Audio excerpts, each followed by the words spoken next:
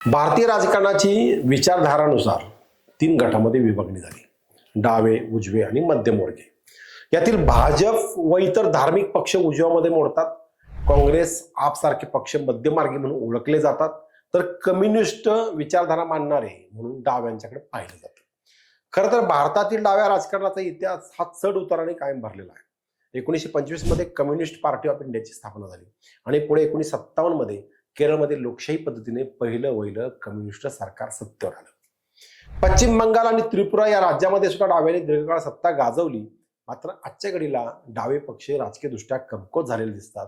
नुकत्याच झालेल्या निवडणुकीत डाव्या पक्षाने आपले उरलं सर्व शेवटचं केरळ राज्य सुद्धा हातातून गमावलं. देशातून डावे राजकारण उतरणीला का लागले? डाव्यांच्या पतनाची कारण आपण या व्हिडिओमधून जाणून घेऊया. नमस्कार, मी नितीन शिंदे बोलबिंदास मध्ये आपल्या सगळ्यांचं स्वागत करतो. लेफ्टिस्ट म्हणजे डाव्या पक्षांची सर्वात मोठी ताकद, म्हणजे त्याचा पॅडर आधारित पोलादी संघटनेचा हा ढाचा होता. पण हाच ढाचा डाव्यांना मारक ठरला, कारण त्यातला लवचिकतेचा अभाव. समाज बदलत गेला, त्यांच्या आर्थिक अपेक्षा बदलल्या, पण डाव्यांची विचारसरणी पोती निष्ठच म्हणजे कागदोपत्री म्हणजे पुस्तकापुरतीच राहिली. जुन्या चौकटीत ते अडकून पडले. खुले आर्थिक धोरण आले. खाजगीकरण, उदारीकरण आणि जागतिकीकरणाच्या पार्श्वभूमीवर नव्या मध्यम वर्गाच्या आकांक्षा वाढल्या. परंतु डाव्यांनी या बदलत्या वास्तवाला वेळेवर प्रतिसाद दिला नाही. उलट खौजा म्हणून त्याची हेटाळणी करत त्याला विरोध केला. दुसरं महत्वाचं कारण म्हणजे दीर्घकाळ सत्तेत राहिल्याने निर्माण झालेला आत्मसंतोष. पश्चिम बंगालमध्ये तब्बल 34 वर्ष सत्तेत राहिल्यामुळे प्रशासनात स्थिरता आली, पण त्याचबरोबर भ्रष्टाचार आणि गटबाजी आणि स्थानिक पातळीवर अहंकार वाढला. याचा फायदा ममता बॅनर्जी यांच्या नेतृत्वाखाली तृणमूल काँग्रेसने 2011 मध्ये घेतला आणि 2011 मध्ये डाव्यांच्या बाले किल्ल्याला भगदाड पडलं.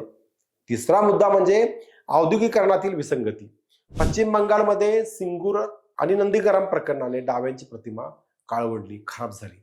जमीन अधिग्रहणाच्या प्रश्नावर शेतकऱ्यांचा विश्वास डळमळीत झाला. डावे पक्ष पारंपरिकरित्या शेतकरी आणि कामगारांचे प्रतिनिधित्व मानले जातात, परंतु या घटनांमुळे त्यांच्या भूमिकेबाबत प्रश्नचिन्ह निर्माण झाले. आता उलट या प्रश्नी आंदोलन करीत ममता यांनी सगळा जनाधार खेचून आणला. चौथा घटक म्हणजे राष्ट्रीय राजकारणातील घटता प्रभाव. एकेकाळी डाव्यांची केंद्रात निर्णायक भूमिका असायची.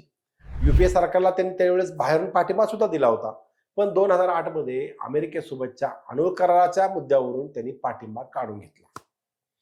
डाव्यांची ही कृती आत्मघाती ठरली. या निर्णयामुळे त्यांचा प्रभाव कमी झाला आणि ते मुख्य प्रवाहापासून काहीसे दूर झाले. पाचवा मुद्दा म्हणजे नेतृत्वाचा अभाव. ज्योती बसू असतील, हरकिशन सिंग सुरजीत असतील, सोमनाथ चॅटर्जी असतील, यासारख्या नेत्यांवर डाव्यांकडे राष्ट्रीय स्तरावरचं प्रभावी नेतृत्व राहिलं नाही. त्यात नवीन पिढीतील नेतृत्व जनतेपर्यंत पोहोचू शकलं नाही. आणि 6वा महत्वाचा मुद्दा म्हणजे सांप्रदायिक राजकारणाला टक्कर देण्यात आलेलं अपयश. मागच्या 30 ते 35 वर्षात देशात जात, धर्म, प्रादेशिक ओळख म्हणजे प्रादेशिक पक्ष, प्रादेशिक पार्ट्या या मुद्द्यावर आधारित राजकारण वाढलं.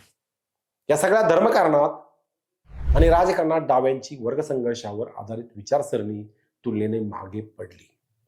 2014 मध्ये देशात भाजप सरकार आलं. तेव्हापासून हिंदुत्वाच्या तसेच सांप्रदायिक राजकारणाला सुगीचे दिवस आले. याला पर्यायी मॉडेल देणं डाव्यांना जमलं नाही. डाव्यांशी संबंधित संस्था असतील, संघटना, कामगार संघटनाही कमजोर झाल्या.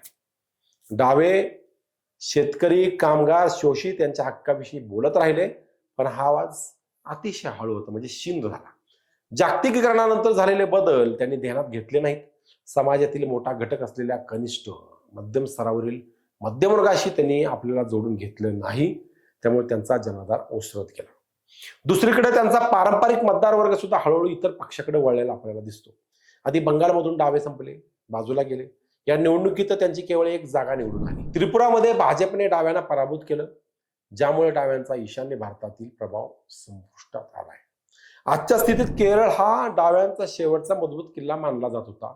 तिथे तशी सत्तेची अदलाबदल होत राहते, पण 62 जागावरून 26 पर्यंत खाली आलाय पक्ष. डाव्यांचा आलेख किती घसरतोय याचं हे उदाहरण आहे. आपण एक आहे असं असलं तरी डाव्यांचं पूर्णपणे अस्तित्व संपलं आहे असं म्हणणं आपल्याला चुकीचं ठरेल किंवा घाईचं ठरेल. कामगार हक्क, शेतकरी प्रश्न, सामाजिक न्याय, सार्वजनिक आरोग्य आणि शिक्षण यासारख्या मुद्द्यावर डाव्यांची भूमिका अजूनही महत्वाची मानली जाते.